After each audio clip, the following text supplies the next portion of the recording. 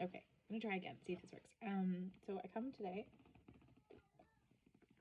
to talk about a topic that is a little sensitive, and it's something I've been thinking about for the last couple days and figuring out what I want to say and how I want to say it.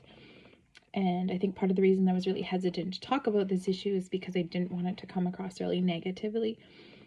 And but then I realized, you know what, it's not going to come across negatively because this is my reality as an Indigenous person, and I'm going to talk about some of my experiences recently in the healthcare system. So, recently everyone has seen in the news, or if you haven't seen, in Kamloops at a residential school area, they found a mass grave of 215 children, with the youngest being 3. I have 4-year-old twin daughters, and I will tell you, it's emotional to think about that our people were taken from their families and forcibly removed and put into these places that did horrendous things to them. And for so long, I've heard people say, get over it. It happened so long ago, when in reality, that is not the truth. Indigenous people are still living this systemical racism and under colonial structures who continue to tell us what is good for us and what we should do and how we should live. And it is so messed up. They replaced residential schools with the child family services. Our kids represent like 50% of people in the child and family services. And what's ridiculous is that, these children are removed from their homes because their parents can't care for them or because there are things going on. But all of the things that are going on in those homes are effects of intergenerational trauma. They are the long-standing residual things that we are, as people, are still trying to overcome today. And, as someone, I feel like I'm super privileged because I'm able to work through those things and be conscious of wanting to have a better life, not only for myself, but for my daughters. But it's so messed up that you replace one thing with another that is meant to oppress and to bring people down. And we live in a society that doesn't want to acknowledge that these things are still happening. Trudeau's thing that this is a dark memory or history. It's not a dark memory. We are still living it today in 2021. These things are still happening.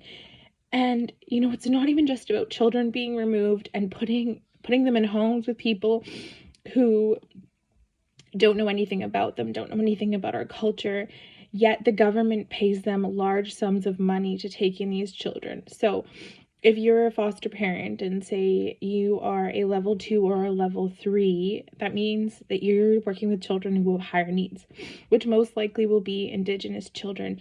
And you can get anywhere from $983 to almost $3,000 a month for a child.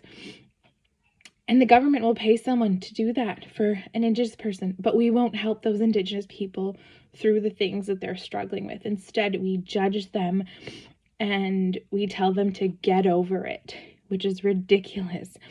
And then you think about Indigenous people who are killed by police. Like in 2017, it was stated that Indigenous people were 10 times more likely to be shot and killed by a police officer than a non-Indigenous person. Between 2017 and 2020, there were 25 people shot and killed by police. This summer, I remember hearing about Chantel Moore she was from the island, and it was a wellness check, and she was killed by police in New Brunswick. Like, you think about things like straight starlight tours where they used to bring Indigenous people out in the middle of nowhere and leave them and they would die. You think about murdered and missing Indigenous women And it's just the continuation of systemic racism and the continual colonial structures who are forcing and trying to bring us down. But while they're still trying to say, they want to bring things like UNDRIP and empower us. But really, I feel like all of that is just broken talk. It's just broken words to say things to get people to believe that you really want to make things different. And I feel like if you really want to make things different, then you need to understand and acknowledge the truth that Indigenous people live every single day. So between poverty and mental health issues, addictions, and the treatment that people receive in healthcare systems. So recently, not even 2 months ago, I went to the ER because I was in severe pain and I wanted them to figure out what was going on. I thought I knew what was going on, but then I wasn't sure. And so they did some tests. They were like, no, you seem fine. And I was like, no, I'm in severe pain. Like something is going on. Please help me figure it out. And instead, the doctor, she was more interested in knowing how I supported my family, how many people lived in our household. And then when I told her I was a manager, she was like, well, what kind of manager are you? And I was like, why does it matter? And she's like, well, I just want to know. And I was like, okay, I work in HR. And she's like, oh, cool. Like, well, how do you support your family? Like, how much money do you make? And I was like, how does any of this have to do with why I'm here, why I'm seeking medical treatment? And then I told her, I don't want drugs. Like, I'm not here for pain meds. I'm here because I want you to figure out what's wrong with me. This woman was not at all interested in finding out what was wrong with me. She more wanted to question about, how many times I'd been to the hospital, what I was looking for. And I had to tell her multiple times, I don't want pain meds. I'm in pain, but I don't want your pain meds. I want you to figure out what the root of the problem is and why this is happening to me. And she continued to just tell me that nothing was wrong with me and I just needed to go home. So the next day I followed up with the family doctor and I said, look, I went to the ER. I'm in pain. I'm still in pain. I can't move. I can't walk. Something is wrong. So the doctor reviews my test that they'd done at the hospital and he apologizes and he says, I'm really sorry.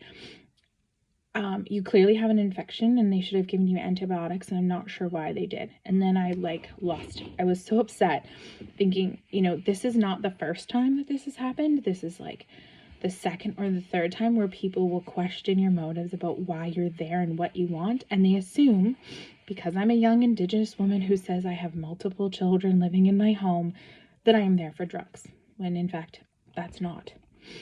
And it's so frustrating because people, so many times we've heard, get over it. It's not happening.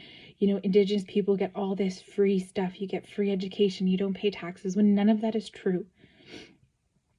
And yet here we are still living today, fighting against oppression, fighting to prove that we belong here, that we deserve recognition, that we deserve to be treated like everyone else. There are so many messed up things, like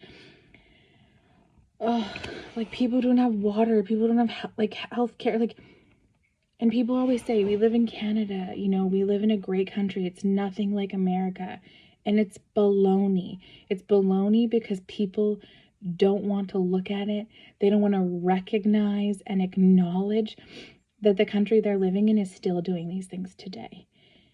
And I realize that, people might be offended by what I have to say, or they might have hurt feelings, and I'm sorry you feel that way, but this is my reality as an Indigenous person living today in 2021, that I, based on my color of skin, based on what I look like, or if I tell people that I have multiple children, I'm judged.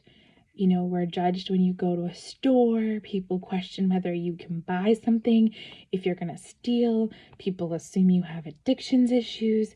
People assume, you must have multiple baby daddies, like all of this stuff.